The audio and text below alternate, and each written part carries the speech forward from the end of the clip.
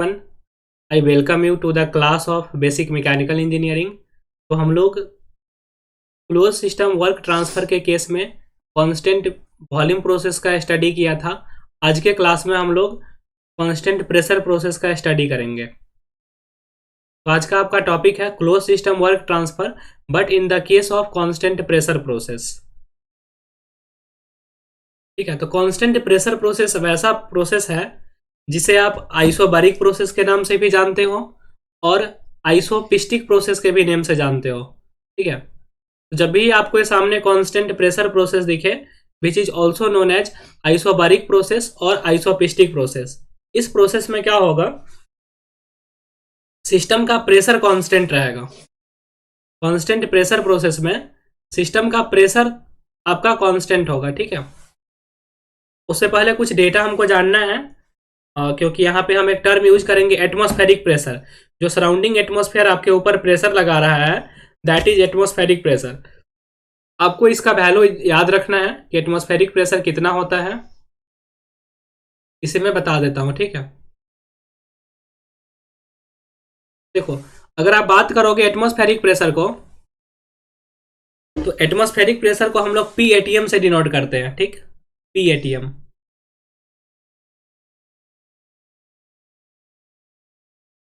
अगर हम इसके वैल्यू को देखते हैं तो एटमॉस्फेरिक प्रेशर आपका 1.01325 बार होता है।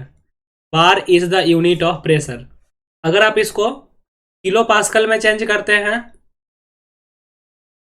101.325 किलो पास्कल होगा। अगर आप इस प्रेशर को पास्कल में चेंज करते हैं तो 1.01325 पास्कल होता है। अगर आप इस प्रेशर को mm ऑफ एच जी में देखोगे तो 760 mm ऑफ एच जी होगा।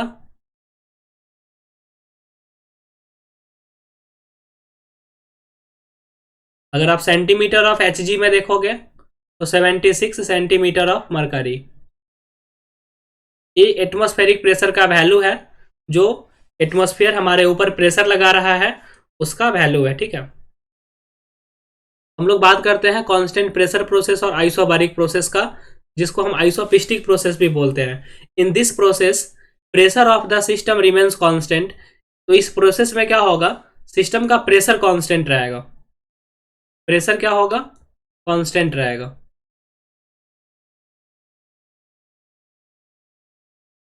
एग्जाम्पल इसका क्या है, piston cylinder arrangement without stop. देखो अभी हम जो पिस्टन सिलेंडर अरेंजमेंट बना रहे हैं इसमें कोई भाल्व नहीं लगा है, तो आपका एक क्लोज सिस्टम का एग्जाम्पल है और कोई स्टॉप नहीं लगा है।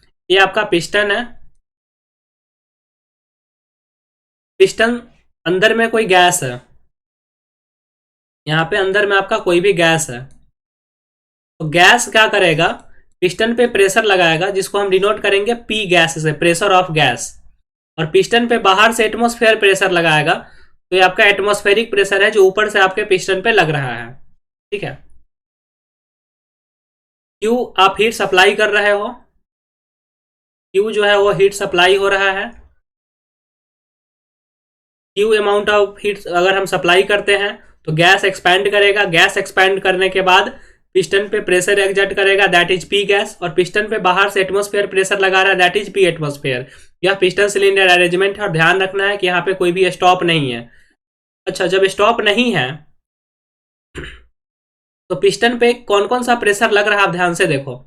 एक तो बाहर से एटमॉस्फेयर का प्रेशर लग रहा है और अंदर से गैस का प्रेशर लग रहा है।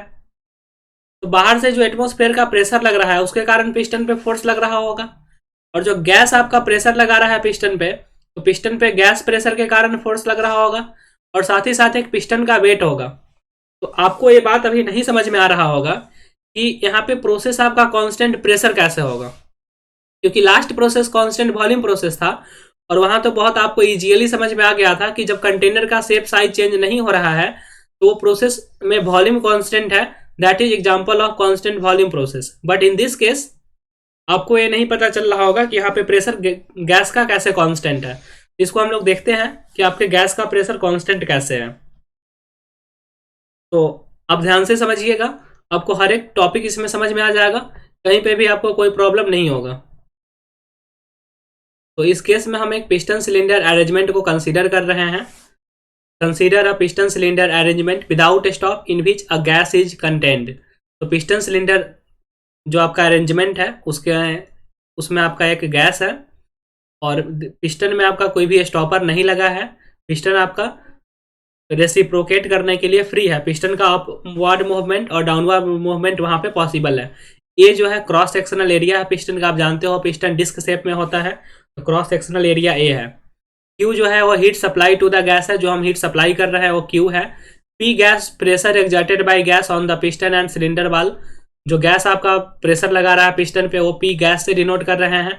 और P ATM is atmospheric pressure, और एटमॉस्फेरिक प्रेशर का मैंने वैल्यू आपको बता दिया है। और एटमॉस्फेरिक प्रेशर आपका कांस्टेंट होगा किसी भी आप लोकेशन पे बात कर रहे हो तो। किसी पर्टिकुलर लोकेशन का अगर हम बात करें तो वहाँ पे एटमॉस्फेरिक प्रेशर में आपका कोई वेरिएशन नहीं होगा। अगर आप हाइट के साथ जाते हो तो वैरी करता है, बट इन जनरल अगर हम किसी पर्टिकुलर लोकेशन का बात कर रहे हैं तो वहाँ पे आपका जो एटमॉस्फेरिक प्रेशर है वो कांस्टेंट है, और उसका वैल्यू मैंने आपको बता दिया है। अब देखिए हम लोग पिस्टन का एनालिसिस कर रहे हैं और पिस्टन का फ्री बॉडी डायग्राम बना रहे हैं, ठीक है। यह जो है आपका पिस्टन है।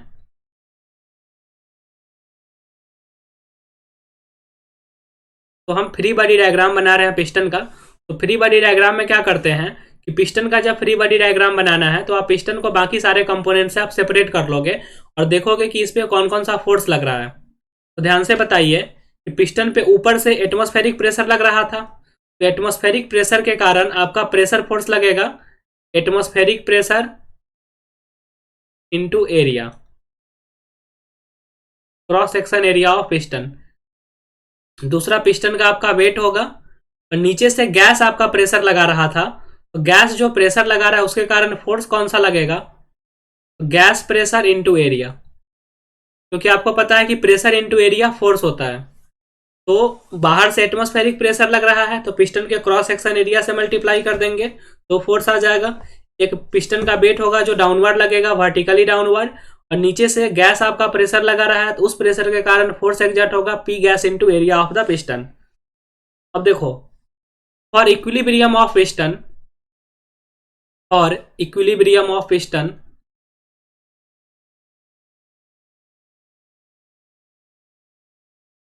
नेट फोर्स आपका जीरो होना चाहिए। और equilibrium of piston net force zero होना चाहिए। तो आप ऐसे भी कह सकते हो कि sum of upward force should be equal to sum of downward force. ऊपर लगने वाला फोर्स कौन सा है, P gas into area of cross section of piston. ये ऊपर की तरफ लगने वाला फोर्स है। नीचे कौन कौन सा फोर्स लग रहा है, atmospheric pressure into area of the piston plus weight of the piston. यहां तक समझ में आया। अगर आप सारे टर्म को क्रॉस सेक्शन एरिया से डिवाइड करते हो तो आपको क्या मिलने वाला है, देखिए तो आपको क्या मिल जाएगा, P gas equal to P ATM plus weight of the piston by cross section area. Piston का मास आपको दिया रहेगा तो उस केस में आप वेट निकाल लीजिएगा, mass into acceleration due to gravity से। पिस्टन का मास मेंशन रहेगा m, ठीक है। अब ध्यान से इस टर्म को देखो आप। इस टर्म में क्या, ये जो आपको इक्वेशन मिला है इसमें क्या क्या आ रहा है, तो इस इक्वेशन में आपको दिख रहा होगा कि pressure of gas is equal to atmospheric pressure plus weight of the piston by area of cross section of piston. तो एटमॉस्फेरिक प्रेशर आपका क्या है, कांस्टेंट, और वेट बाय एरिया का जो रेशियो होगा, तो वेट तो आपका किसके इक्वल होगा, mass into acceleration due to gravity का, और एरिया। तो ओवरऑल आप ये टर्म भी देखोगे तो यह टर्म भी आपका क्या है, कांस्टेंट है। तो इससे आपको दिख रहा होगा कि जो गैस का प्रेशर होगा वह कांस्टेंट होगा। That's why this is the example of constant pressure process. बात समझ में आया।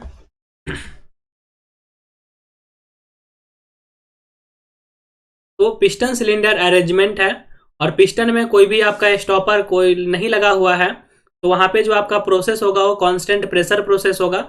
आप हीट सप्लाई करोगे तो पिस्टन आपका ऊपर की तरफ मूव करेगा, मतलब गैस एक्सपैंड करेगा तो पिस्टन आपका बाहर की तरफ मूव करेगा। जब आपका हीट रिजेक्शन होगा तो हीट रिजेक्शन के केस में पिस्टन आपका अंदर की तरफ मूव करेगा, पिस्टन आपका डाउनवर्ड मूव करेगा अकॉर्डिंग टू दिस फिगर। बात समझ में आया? जब आप हीट सप्लाई कर रहे हो तो गैस प्रेशर एग्जर्ट करेगा, पिस्टन आपका ऊपर की तरफ मूव करेगा और पिस्टन इक्विलिब्रियम पे आने के बाद स्टेबल हो जाएगा।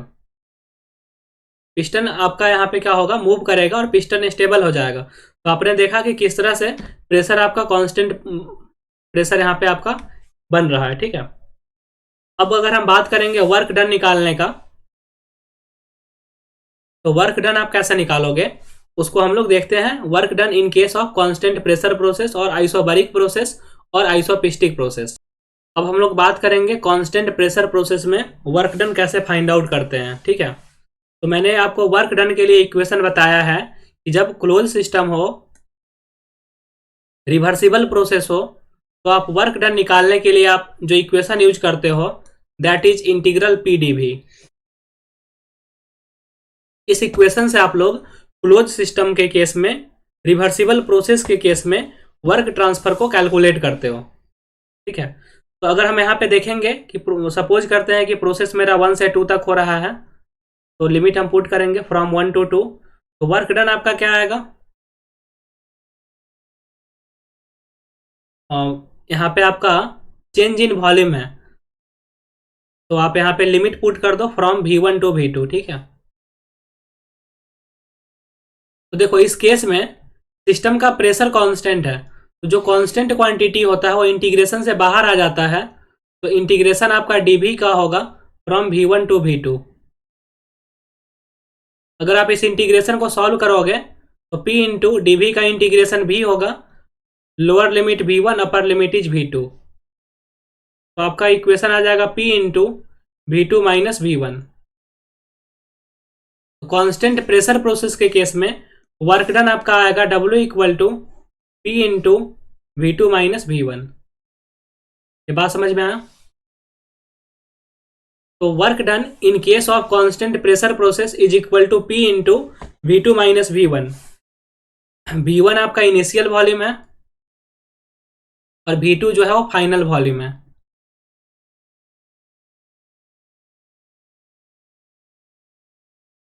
और V2 आपका फाइनल वॉल्यूम है।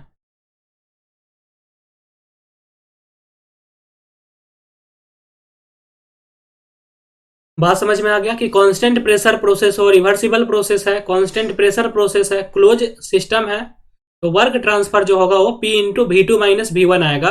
आप इसको ऐसे भी बोल सकते हैं W इक्वल टू प्रेशर, जो कांस्टेंट प्रेशर होगा वो प्रेशर, और final volume minus initial volume. बात समझ में आ गया? अब हम कांस्टेंट प्रेशर प्रोसेस का पीवी डायग्राम देख रहे हैं। ठीक है,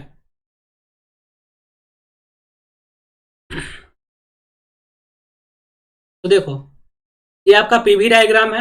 तो कांस्टेंट प्रेशर प्रोसेस, तो यहाँ पे आपका हॉरिजॉन्टल लाइन बनेगा, स्टेट 1 और स्टेट 2, और through out the process pressure आपका सेम है। 1 पे जब है तो वॉल्यूम आपका V1 है, और 2 फाइनल स्टेट पे वॉल्यूम आपका V2 है। और इस केस में आप देख रहे हो कि वॉल्यूम आपका इंक्रीज हो रहा है, तो यह केस कैसा है, कांस्टेंट प्रेशर पे हीट सप्लाई का केस है। Heat supply at constant pressure. अगर हीट रिजेक्शन का आपको पीवी डायग्राम बनाना हो तो आप कैसे बना सकते हो, हीट रिजेक्शन के केस में आपको पीवी डायग्राम बनाना हो तो आप किस तरह से बनाओगे उसको मैं बता रहा हूं। उस केस में आपका सिस्टम का स्टेट 1 होगा और ए सिस्टम का स्टेट 2 होगा, और इस डायरेक्शन में आपका प्रोसेस होगा। क्योंकि जब आपका हीट रिजेक्ट होगा तो वॉल्यूम आपका डिक्रीज हो जाता है, वॉल्यूम सिस्टम का डिक्रीज हो जाता है। यह क्या होगा, heat rejection at constant volume, heat rejection at constant pressure, heat rejection at constant pressure. क्योंकि देखो 1 पे और 2 पे प्रेशर आपका क्या है, सेम है, P1 इक्वल टू P2 है, जिसको हम बोल रहे हैं P, ठीक है। तो यह आपका है हीट रिजेक्शन, जब कांस्टेंट प्रेशर पे होगा तो वॉल्यूम डिक्रीज होगा, और हीट सप्लाई करोगे आप कांस्टेंट प्रेशर पे तो वॉल्यूम इंक्रीज होगा, ठीक है। अगर आप देखोगे कि जो आप डायग्राम पीवी डायग्राम बनाए हो उसके अंडर का एरिया, इस कर्व के नीचे का एरिया निकालने के लिए तो यहाँ स्ट्रेट लाइन है, तो इस स्ट्रेट लाइन के नीचे का एरिया निकालोगे, ये वाला एरिया, ये वाला कंप्लीट एरिया, तो उसके लिए क्या करना होगा, सिंपली रेक्टेंगल का आपको एरिया निकालना होगा। तो यह प्रेशर आपका ये P है, और यह देखोगे यहाँ से यहाँ तक का डिस्टेंस तो ये V1 माइनस V2 है, तो एरिया आपका कितना आ जाएगा, P into V2 minus V1, और यही एरिया आपका वर्क डन के इक्वल होता है। तो पीवी डायग्राम से जब भी आपको एरिया निकालना हो, क्लोज सिस्टम के केस हो, तो वहां पे आपको क्या करना है, जो आपका कर्व है उसको वॉल्यूम एक्सिस पे प्रोजेक्ट करना है और उसके नीचे का एरिया ले लेना है, वह वर्क ट्रांसफर के इक्वल आएगा। तो कांस्टेंट प्रेशर प्रोसेस में आपने देखा कि this area represent work transfer in case of constant volume process, constant pressure process. यहाँ पे कांस्टेंट प्रेशर है, पिछला केस आपका कांस्टेंट वॉल्यूम का था, तो कांस्टेंट वॉल्यूम के केस में वर्क डन 0 होता है, बट यहाँ कांस्टेंट प्रेशर है तो आपका जो वर्क डन आएगा वो P into V2 minus V1 आएगा। और आपको बात ध्यान में रखना है कि जब कांस्टेंट प्रेशर पे हीट सप्लाई कीजिएगा तो वॉल्यूम इंक्रीज होगा, और कांस्टेंट प्रेशर पे हीट रिजेक्ट कीजिएगा तो वॉल्यूम डिक्रीज होगा। और यह सब जो कॉन्सेप्ट है, जब आप थर्मोडायनेमिक साइकिल को स्टडी करेंगे, जब आप auto cycle, diesel cycle, Rankine cycle, ये सब का स्टडी करेंगे, तो वहाँ पे आपको यही कॉन्सेप्ट यूज करना है कि कैसे उस प्रोसेस को हम पीवी डायग्राम पे बनाएंगे, उस प्रोसेस को टीएस डायग्राम पे बनाएंगे। तो हम लोग आने वाले क्लास में टेम्परेचर इंट्रोपी डायग्राम भी पढ़ेंगे, फिर प्रेशर टेम्परेचर डायग्राम पढ़ना हम लोग को, इंथैल्पी इंट्रोपी डायग्राम पढ़ना है, तो बहुत सारे डायग्राम पढ़ने हैं। तो उन सारे डायग्राम में आप डिफरेंट प्रोसेस को रिप्रेजेंट करते हो, तो बेसिक कॉन्सेप्ट आपको क्लियर होना चाहिए। फंडामेंटल अगर आपका क्लियर है तो आने वाले किसी भी टॉपिक में आपको कोई प्रॉब्लम नहीं होगा, और थर्मोडायनेमिक्स आपका सबसे फेवरेट और इजी सब्जेक्ट बन जाएगा। तो आज के क्लास में बस इतना ही, और फिर हम लोग मिलेंगे नेक्स्ट क्लास में कांस्टेंट टेम्परेचर प्रोसेस और आइसोथर्मल प्रोसेस के साथ। तब तक के लिए आप इसको नोट्स बनाइए, अच्छे से रिवाइज कीजिए। कहीं पे भी कोई प्रॉब्लम आ रहा है तो डेफिनेटली आपको कॉन्टैक्ट नंबर मेंशन किया गया है, आप उस पर मैसेज कर सकते हैं। टेलीग्राम ग्रुप को ज्वाइन करके आप नोट्स ले लीजिए, और चैनल पे आप नए हो तो चैनल को सब्सक्राइब कर दीजिए, अपने फ्रेंड्स के साथ शेयर कीजिए ताकि उनको भी बेनिफिट हो सके। आज के वीडियो में बस इतना ही, फिर मिलेंगे नेक्स्ट वीडियो में, तब तक के लिए थैंक यू सो मच।